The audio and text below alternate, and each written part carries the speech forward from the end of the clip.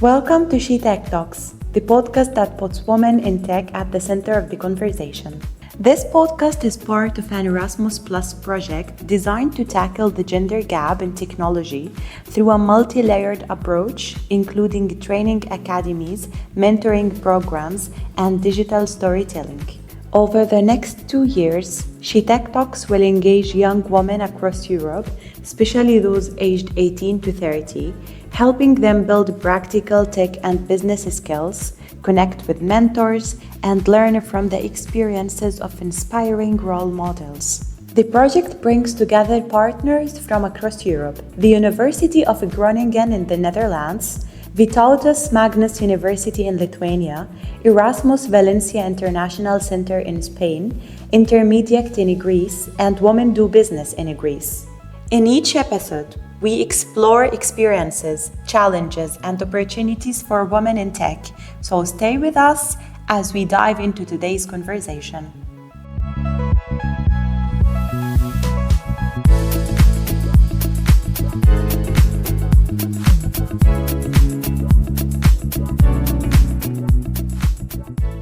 Welcome, Magy, to this episode of SheTechTalks podcast.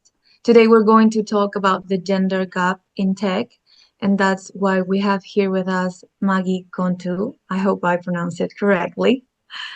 Magy, I wanted to start by asking if you could tell us a bit about your professional background and how your work connects to the fields of ICT.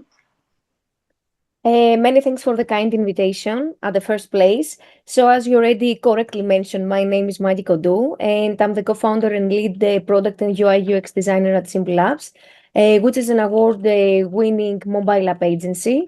I co-founded the company back in 2013 during my postgraduate studies into the computer science field. Regarding my background, I hold a bachelor in computer science and a master degree in mobile computing. So my foundation, my background is technical. At the company at Simple Labs, I mostly design mobile applications, which is something that excites me actually, because I translate all the business needs and the user needs into pixel perfect digital experiences.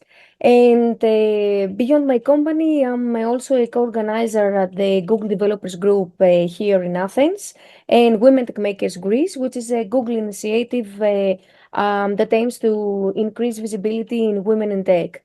So through these communities, I work on building building ecosystems with my other co-organizers, spaces where actually confidence is built and opportunities become more accessible for girls and women as well. Well, that is quite the background, actually. So, throughout your career, have you ever experienced any moments where you felt like you did not fully belong in the ICT sector? Honestly, no. And I think that I have to give it to my dad. He was a radio operator on cargo ships, and as a child, I was traveling with him quite often.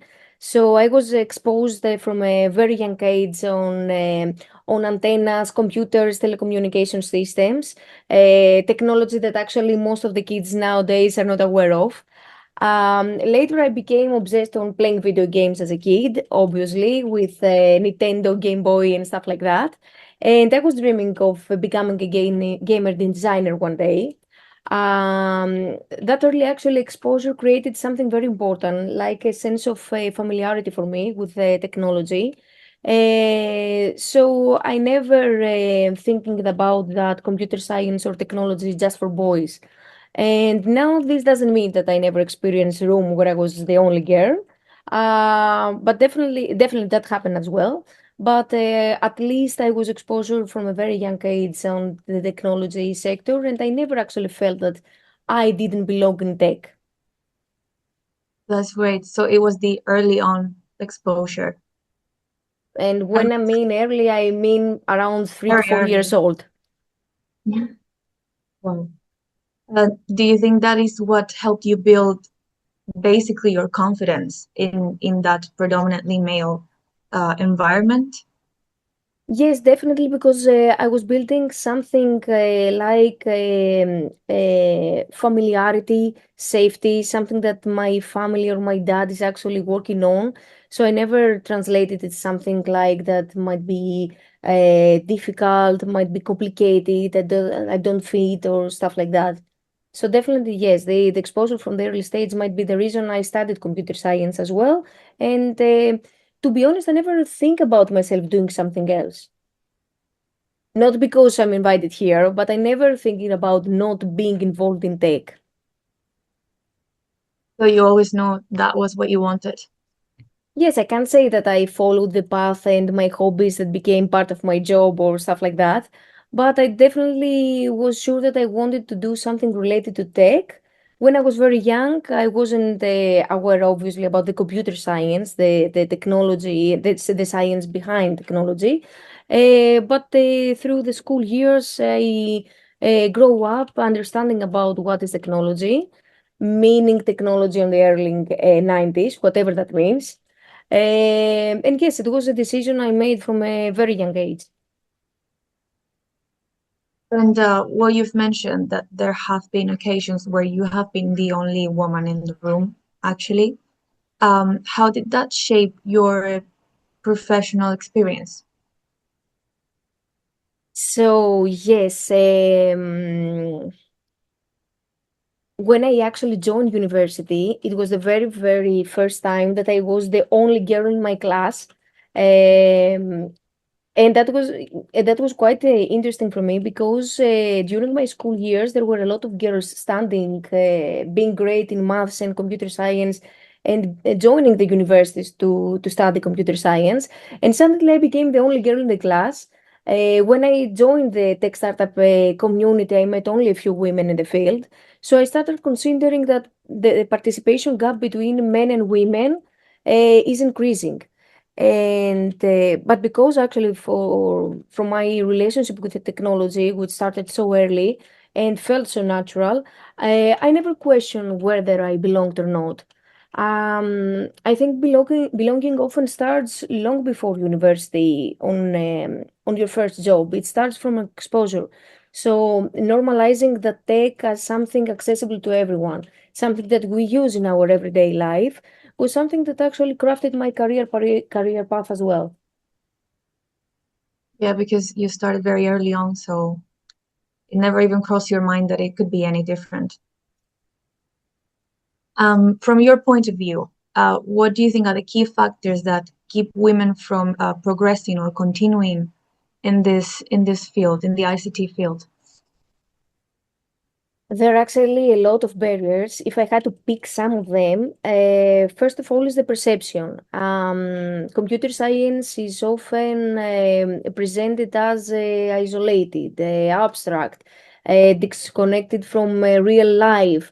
Developers are just like code monkeys that write codes, and other people give them coffee in order to write coding faster. I don't know. There are a lot of stereotypes. People, for example, that have a bad sense of humor, that they are hackers, they are stealing banks. Like it was so easy that we couldn't do it ourselves. So when girls actually and kids actually see it's integrated with other subjects such as art, medicine, smart cars, climate, social impact, the interest jumps significantly. When we present a role model where kids and especially women feel that I don't belong or I don't want to be this isolated person, they actually never select computer science as a part of their studies and more or less their tech career.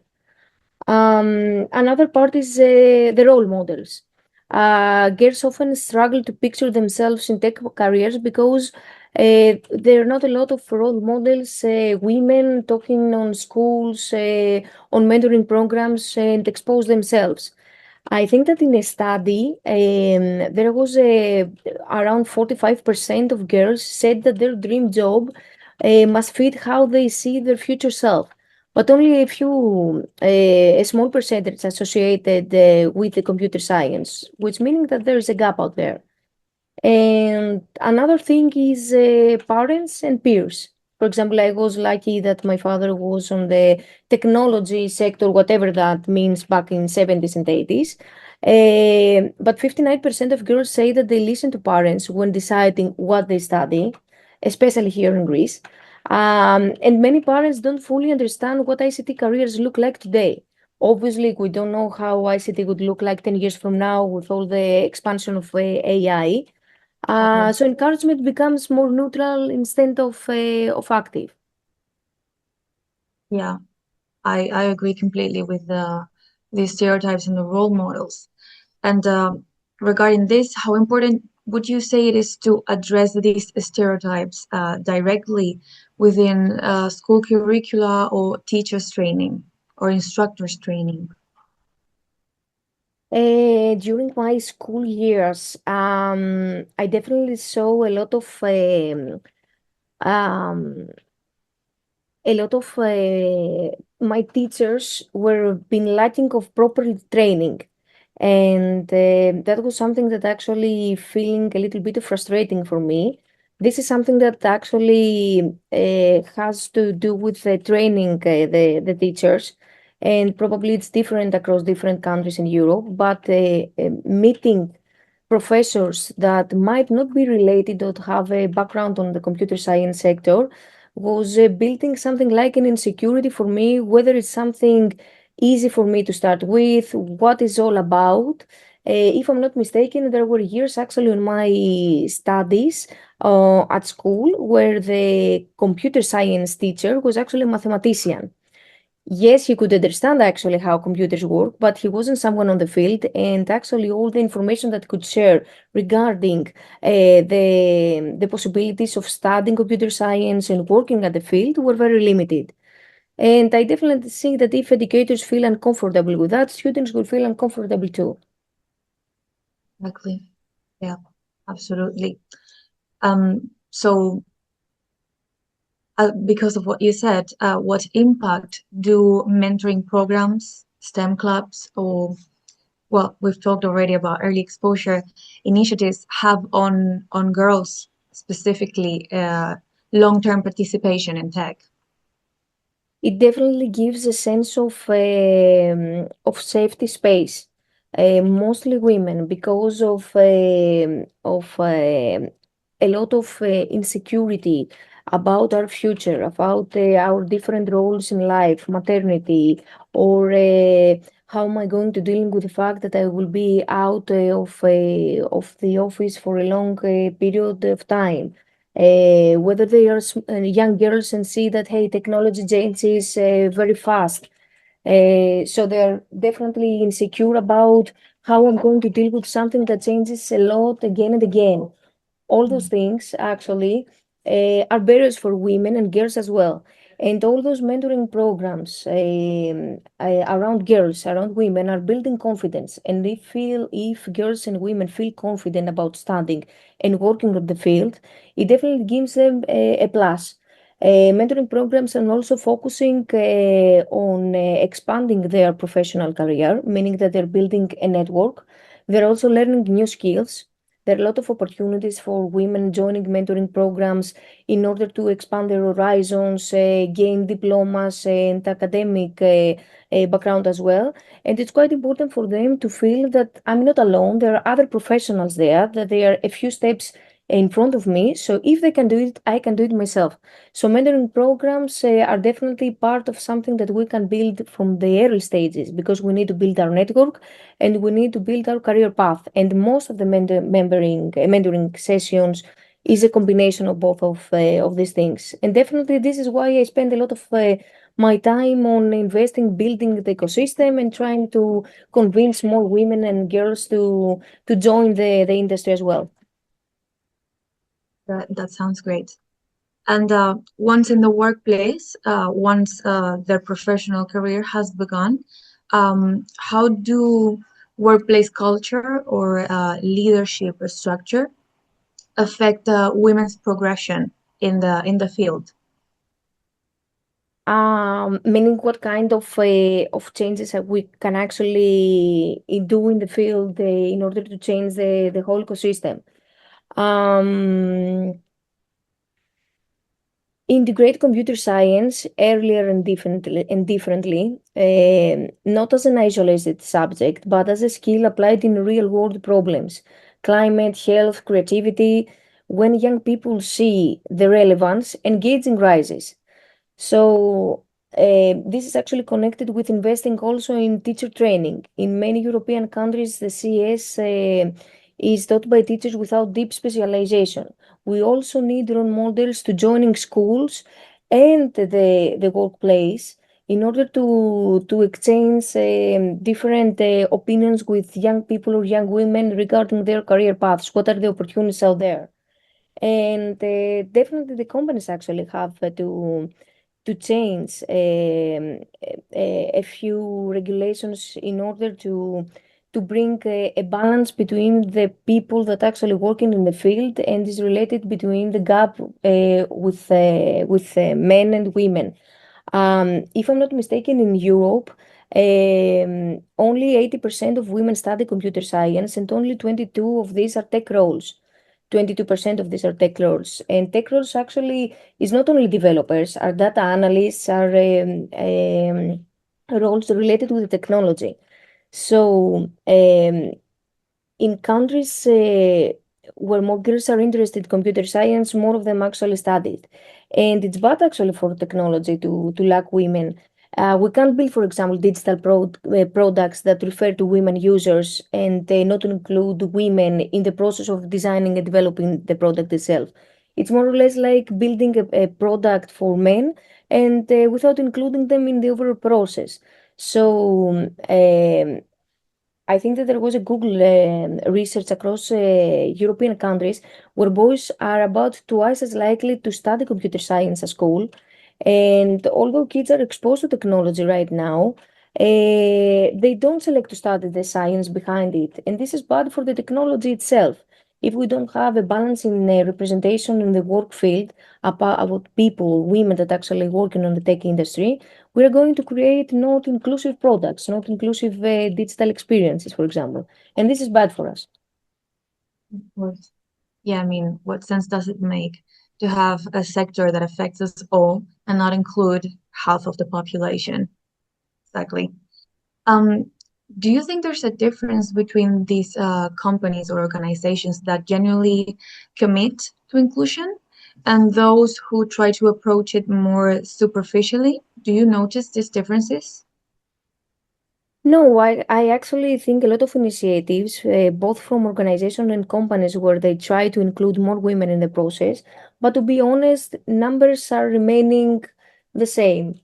So this is something that we can actually has to discuss in a broader horizon. If there are so many initiatives, if there are so many motivation for girls and women to join the tech industry, if we are trying to build a safe space for women to expand their career in tech, why more and more women decide to give up on technology or don't select to study computer science? We definitely have to keep up with all the initiatives that we're currently running to provide a safe environment for girls and women. But to be honest, numbers are still the same for the last 4 or 5 years, more or less. So you wouldn't say there has been a progression There might because be progression in terms of women that already work in the field, that they actually stopped thinking that if I miss a few months of a workplace, I would definitely lose the train and I won't be able to catch it up again. But we don't see a significant change in numbers, for example, in girls that want to join the industry. We also see a few changes in numbers regarding the people that actually working on different fields and decide to make a career shift and join the technology sector. But in terms of numbers, career shifting is a very small percentage of the women that are actually taking the risk to do something definitely different from what they used to do. And most of the companies are actually declare that more or less the numbers of women in the field, especially as working as developers and designers, are remaining the same. At least here in Greece, in European Numbers overall, I don't know the percentage, but I assume that if the numbers overall are remaining the same, more or less will be the same image in the Europe as well. And what would you say overall that why is the cause of this? Why do you think this is? It might be the barriers that we discussed earlier about motivation, about role models, about the worries that women have actually when they joining the field and stuff like that. But uh, actually, at that point, we're not able to say why this is doesn't change. What is our job is to give them more motivation, more safer space for them to expand. At the end of the day, if someone doesn't like the computer science, we can't force them because of the numbers to joining the industry. But we have definitely to make sure that we created a safe space for everyone in order to think that computer science is something that they can see themselves in it for a career path. Exactly. So do you feel optimistic about the future for women in tech? Yes, actually, we are making a change here. We don't see actually the numbers change a lot, but we're making a change in terms that there's a difference in getting more women in tech in terms of building new products, and normalizing tech exposure is something that we definitely have to work on. If every girl grows up seeing technology as creative, human-centered, collaborative, and not isolated or for someone else, the gap between men and women working on the field will definitely become smaller and smaller. If grown women feel safe to return to work in tech after example maternity leave or a break for personal healthy reasons, without thinking that it's too late for me to catch up the train, technology will change and the numbers, the gap between the men and women working on the field will definitely shrink again. But belonging starts early, and safety and career and involvement participation is something that we build every day. So our job now is more related to build something as a safe net for more women and girls to join the tech community.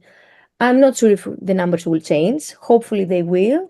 But I think that if we manage to reach about 30% of women working in the field the next 2 or 3 years, especially now where AI is booming and it's becoming more accessible, and this is going to give more women an easy way to joining the first steps of the technology as their career path, there might be a hope out there. And definitely we have to keep on working on that.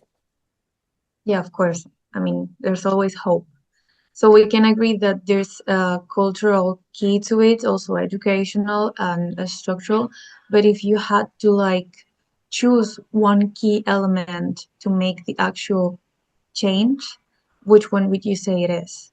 If you could only choose one. Normalize tech exposure, feeling making a net for more women and girls to understand that technology is for them.